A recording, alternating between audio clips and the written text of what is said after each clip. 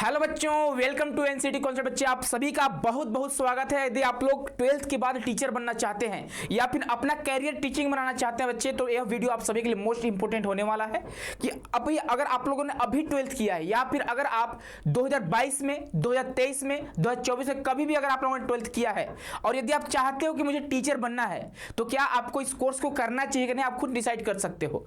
तो बच्चे लास्ट तक वीडियो में बने रहिएगा। अगर जो बच्चे पहली बार चैनल से विजिट कर रहे होंगे, चैनल को सब्सक्राइब कर लेंगे, बेल आइकन को प्रेस कर लेंगे ताकि कोई भी अपडेट आए, कोई भी नोटिफिकेशन आए, आपको कोई दिक्कत नहीं होना चाहिए। बाकी यहाँ पे आपको ऑफिस का नंबर दिखाई दे रहा होगा, आप ऑफिस के नंबर पर कॉल या मैसेज कर सकते हैं। ठीक है, तो फॉर्म जो है आ चुका है, ध्यान रखिएगा। फॉर्म के बारे में बात करने वाला है और किसके बारे में बात करने बच्चे, तो आप लोगों को नाम नहीं सुने होंगे। एक एग्जाम है एनसीईटी आईटीपी करके, जो कि 2023 में आया हुआ है। एक नया कोर्स है, एनईपी 2020 के बेस पे आया हुआ है। न्यू एजुकेशन पॉलिसी 2020 के बेस पे तैयार किया गया है। ठीक है, वीडियो में आगे बढ़ते हैं। तो जैसे ही आगे बढ़ेंगे, पहले आप देख लो इसका जो डेट है फॉर्म भरने का, वह बच्चे 20 फरवरी से फॉर्म का डेट आ चुका है। यानी फॉर्म जो है 20 फरवरी से भरी जा रही है और लास्ट डेट जो है 16 मार्च इसका लास्ट डेट है। तो जो बच्चे इंटरेस्टेड हैं, अगर आपको वीडियो समझ में आती है, चीजें अगर आपको अच्छी लगती है, तो आप जरूर फॉर्म भर देना। ठीक है, आगे बढ़ेंगे तो करेक्शन का डेट वगैरह। एग्जाम की बात करेंगे बच्चे, तो एग्जाम जो है 29 अप्रैल को इसका एग्जाम होने वाला है। ठीक है, एग्जाम जो है 29 अप्रैल को इसका एग्जाम होने वाला है। और फॉर्म की फी की बात करेंगे तो बच्चे जनरल वाले बच्चों के लिए 1200 रुपए है, ईडब्ल्यूएस ओबीसी के लिए 1000 रुपए है, एससी एसटी वाले बच्चों के लिए 650 रुपए है। ठीक है, इस बात का आप ध्यान देंगे। आगे बढ़ेंगे तो यह जो होता है इसका सिलेबस होता है। अगर आप इस एग्जाम को देते हो तो 7 सब्जेक्ट आपके एग्जाम में पूछे जाते हैं। अब इस 7 सब्जेक्ट कौन कौन से होते हैं, तो पहला आपका होता है लैंग्वेज 1, जिसमें आप हिंदी और हिंदी कम्युनिकेशन यानी हिंदी जनसंचार तंत्र दोनों ले सकते हो। यानी कि 2 लैंग्वेज आप देखो, यहाँ पे लैंग्वेज 1 लैंग्वेज 2 दिया हुआ है, तो 2 लैंग्वेज आप कोई भी लैंग्वेज ले सकते हो किसी भी इंस्टीट्यूट में जाने के लिए या फिर किसी भी यूनिवर्सिटी में जाने के लिए,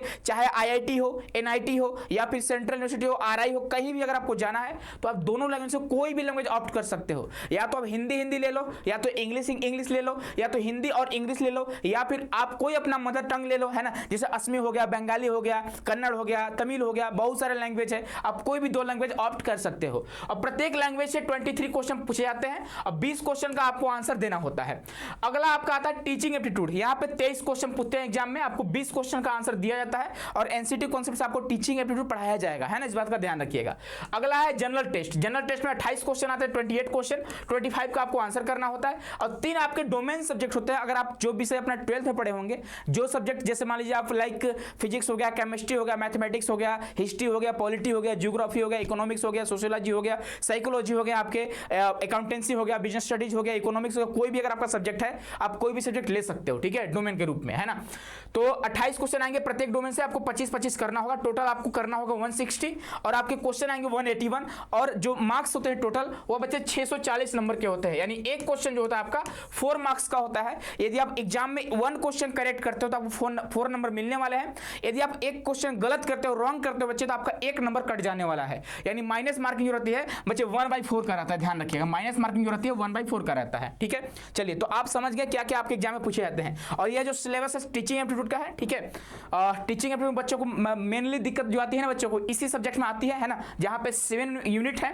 और यदि आप एनसीटी कॉन्सेप्ट ज्वाइन करते हो, अगर हमसे जुड़कर मेहनत करते हो, हमारे साथ मिलकर पढ़ाई करते हो बच्चे, तो आप सभी को 7 वीडियो में 7 सब्जेक्ट खत्म कराए जाएंगे। इसका टेंशन आपको नहीं लेना है ना। एग्जाम में लगभग 45 डेज बचे हुए हैं। यह सारे मास्टर प्लान के बारे में बात करेंगे थोड़ा लास्ट में हम लोग। उससे पहले हम लोग जान लेते हैं अपने बैच के बारे में। एक बैच है बच्चे टारगेट बैच, जो कि फरवरी में आया हुआ है। फरवरी में बैच आई हुई है। अगर आप कंप्लीट प्रिपरेशन करना चाहते हैं, चाहे बीए बीएड हो, बीएससी बीएड हो, बीकॉम बीएड हो, कोई भी कोर्स की तैयारी करना चाहते होंगे तो आप टारगेट बैच में जुड़ सकते हो। क्योंकि इस डिग्री, यह जो डिग्री है आपको ड्यूअल डिग्री देती है। यह जो आपका एनसीटी आईटीपी आपको ड्यूअल डिग्री देती है। ड्यूअल डिग्री का मतलब क्या होता है, 2 डिग्री आपको एक साथ मिलेगा। एक आपको मिलेगा ग्रेजुएशन का डिग्री और एक आपको मिलने वाला बीएड का डिग्री। ठीक है, बैचलर ऑफ एजुकेशन। बीएड के डिग्री के थ्रू आप क्या बनते हो, टीचर बनते हो। इस बात का ध्यान रखिएगा। 4 साल का कोर्स होता है।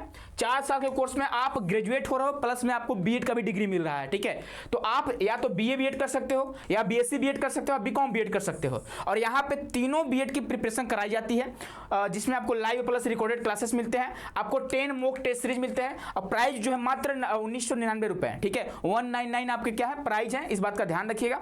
और आगे बढ़ेंगे तो यह हमारा क्रैश कोर्स आया हुआ है। आप अगर टारगेट बैच में ज्वाइन नहीं करते हो तो आप क्रैश कोर्स में जुड़ सकते हो। लेकिन डिफरेंस यह है क्रैश कोर्स और टारगेट बैच में कि टारगेट बैच में आपको सारी चीजें मिल जाएंगी। टेस्ट सीरीज हो गया, क्रैश कोर्स भी आपको मिल जाएगा, सारा बैच आपको मिल जाएगा। लेकिन अगर आप क्रैश कोर्स ज्वाइन करते हो हो तो सिर्फ आपको क्रैश कोर्स मिलेगा, इस बात का ध्यान रखेंगे आप। बाकी आप टेलीग्राम चैनल ज्वाइन कर सकते हो, एनसीईटी आईटीबी कॉन्सेप्ट हमारा टेलीग्राम चैनल है, आप टेलीग्राम चैनल भी ज्वाइन कर सकते हैं, ठीक है। चलिए आगे बढ़ते हैं। आगे बढ़ेंगे तो ये हमारा मॉक टेस्ट है। जो बच्चे कोर्स में इनरोल रहेंगे, चाहे आप गुरुदेव बैच में हो, चाहे श्योर सिलेक्शन बैच में हैं आप, या फिर अगर आप टारगेट बैच में हो, या फिर आप क्रैश कोर्स में हो, कोई भी बैच में अगर जुड़ जाते हैं आप, तो ये जो टेस्ट है 10 मॉक टेस्ट आपको फ्री में मिलने वाला है। अब पहला जो मॉक टेस्ट होगा वह 15 मार्च को होगा। जो बच्चे सिर्फ और सिर्फ मॉक टेस्ट लेना चाह रहे होंगे वह 249 रुपये में मॉक टेस्ट ले सकते हैं, इस बात का ध्यान रखेंगे आप लोग। चलिए आगे बढ़ते हैं। तो आगे अगर बढ़ेंगे तो हमारे पिछले साल के रिजल्ट रहे, उससे पहले हम लोग बात करेंगे। अब देखो यहाँ पे अगर आपको कंप्लीट प्रिपरेशन करना है तो किस वे में आपको तैयारी करनी चाहिए, आपका 45 डेज का मास्टर प्लान क्या होना चाहिए, इसके बारे में थोड़ा हम लोग जान लेते हैं, ठीक है। तो पहले आपको क्या करना होगा, पिछले 2 सालों का आपको PYQ देखना होगा, जो कि इसी चैनल के YouTube पे आपका क्या है, वीडियो सेक्शन में जाना, वहां पे सारा चीज प्रोवाइड करा गया है। सारे सब्जेक्ट का आपको यहाँ पे एनालिसिस देखने को मिलेगा, प्रीवियस ईयर क्वेश्चन का, ठीक है। तो उसको पहले करना आप। उसके बाद देखो अगर आप लैंग्वेज ऑप्ट कर रहे हो तो यहाँ पे 2 लैंग्वेज आपको ऑप्ट करने होते हैं। तो 2 लैंग्वेज में आप कोई भी 2 ले सकते हो, ठीक है। लेकिन आप जिस भी लैंग्वेज में कंफर्टेबल होंगे आप उसी लैंग्वेज को ऑप्ट करेंगे, इस बात का ध्यान रखेंगे। तो यहाँ पे हम आपको हिंट के रूप में दिया है कि आप एक इंग्लिश लैंग्वेज एंड लिटरेचर ले लेना और दूसरा कम्युनिकेशन वाला पार्ट ले लेना, जो सिलेबस होता है लगभग सेम होता है। तो अगर आप एक लैंग्वेज तैयार कर रहे हो तो दूसरा भी आपका ऑटोमेटिकली तैयार हो जाएगा, ठीक है। इसके अलावा जो बच्चे हिंदी वाले होंगे वो हिंदी ले लेंगे, हिंदी लैंग्वेज लिटरेचर, और उसके अलावा हिंदी जनसंचार तंत्र ले लेंगे। उसके अलावा जो बच्चे अपने स्टेट का लैंग्वेज होता है, जैसे मान लीजिए असम का असमी हो गया, बंगाल का बंगाली हो गया, कन्नड़ हो गया, मलयालम हो गया, तमिल हो गया, उर्दू हो गया, संस्कृत हो गया, अगर आप इस भी लैंग्वेज को लेते हो तो कोई दिक्कत की बात नहीं है। आप एक अपना मदर टंग ले लेना और साथ ही साथ इंग्लिश लेना या फिर हिंदी ले लेना, दोनों में से कोई एक ले लेना, ठीक है। और यदि आपको लैंग्वेज से BA B.Ed करना है, ठीक है, इसके बारे में वीडियो बना चुके हैं, इस बात का ध्यान रखेंगे आप, तो आपको लैंग्वेज ऑप्ट करना ही पड़ता है। बाकी कोई भी अगर कोई क्वेरी होगी तो ऑफिस के नंबर पर कॉल या मैसेज करके बात कर सकते हो। यहाँ पे डोमेन जो ऑप्ट करोगे आप, ध्यान रखना 12th में जो आपका सब्जेक्ट है उसी को ऑप्ट करना, क्योंकि मुझे लगता है आप उसी में कंफर्टेबल होंगे, ठीक है। अगला है डेली जो GT क्लासेस होती है CUET कॉन्सेप्ट चैनल पे। CUET कॉन्सेप्ट चैनल पे क्या होता है, एक हमारा और चैनल, मेन चैनल जो है CUET कॉन्सेप्ट, यहाँ पे डेली रात को, ठीक है, इवनिंग में रात में 9 बजे डेली क्लास होती है GK का, जहां आपको GK कराया जाते हैं, करंट अफेयर कराए जाते हैं, उसको आप डेली देखना, ठीक है। और बाकी रीजनिंग और मैथ्स का इंपॉर्टेंट यूनिट आपको करना है, जिसके बारे में वीडियो बन चुका है, आप देख सकते हो। अगला है टीचिंग एप्टीट्यूड। बस आपको क्या करना है, MCQ आपको क्या करना है, अपना MCQ में पकड़ बनानी है, ठीक है। तो टीचिंग एप्टीट्यूड को लेकर आपको टेंशन बिल्कुल नहीं लेना है। अगला है डेली लाइव सेशन आपको देखना होगा, जो यूट्यूब पर प्रोवाइड होती है। बाकी रिवीजन आपको बहुत ज्यादा करना है, जितना ज्यादा रिवीजन हो सके। और अगला है मॉक टेस्ट, जो आपको 10 मॉक टेस्ट दिया जाएगा, ये आपके लिए रामबाण साबित होने वाला है। तो मॉक टेस्ट आपको ज्वाइन करना बहुत जरूरी है, आपको मॉक टेस्ट देना बहुत जरूरी है, इस बात का ध्यान रखेंगे। तो अब अगर आप 10 मॉक दे रहे हैं, हर एक सब्जेक्ट का आपको 10-10 मॉक मिलेगा, टीचिंग का 10 मिलेगा, डोमेन का 10 मिलेगा, लैंग्वेज का 10 मिलेगा, GT का 10 मिलेगा। तो आप मॉक टेस्ट जरूर देना। और एक और बात, महा मैराथन की जितनी भी क्लास होती है आपको अच्छे से करने होंगे। पिछले संडे हम लोग क्या किए थे, 1 मार्च को हम लोग क्या किए थे, 10 घंटे का क्लास लिए थे। अब जाकर उस क्लास को एक बार देख लेना, ठीक है।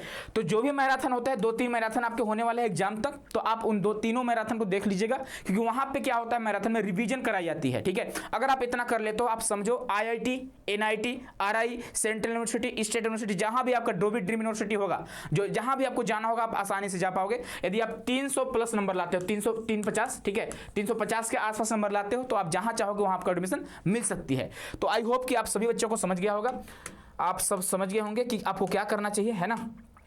अगर आपको 12th के बाद टीचर बनना है, अगर आपका सपना है कि मुझे टीचिंग में ही जाना है, मुझे और गवर्नमेंट एग्जाम नहीं देनी है, ठीक है, तो आप इस कोर्स को कर सकते हो, आपके लिए बेनिफिट होगा। अगर आप और एग्जाम दूसरा देना चाहते होंगे तो कोई दिक्कत नहीं है, इसको कोर्स को कर लो। आप कोई भी एग्जाम दे सकते हो इस कोर्स को करने के बाद, ठीक है।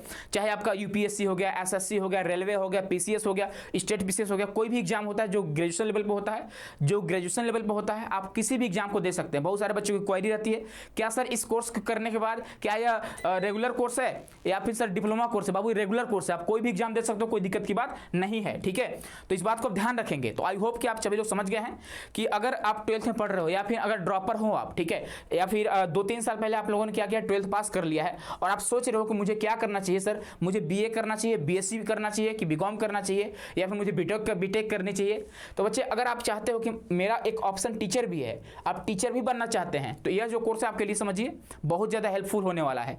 यह जो कोर्स है 4 साल में आप 2-2 डिग्री डिग्री पाने वाले हो। अगर ऐसे आप लोग अदर कोर्स करते हैं तो यहाँ पे आपको 5 साल लग जाते हैं, ठीक है। जैसे मान लीजिए आप बीए कर रहे हो और बाद में बीएड करोगे टीचर बनने के लिए, तो आपको 5 साल लगेंगे। लेकिन यहाँ पे क्या है कि आप 4 साल में दोनों डिग्री प्राप्त कर सकते हो।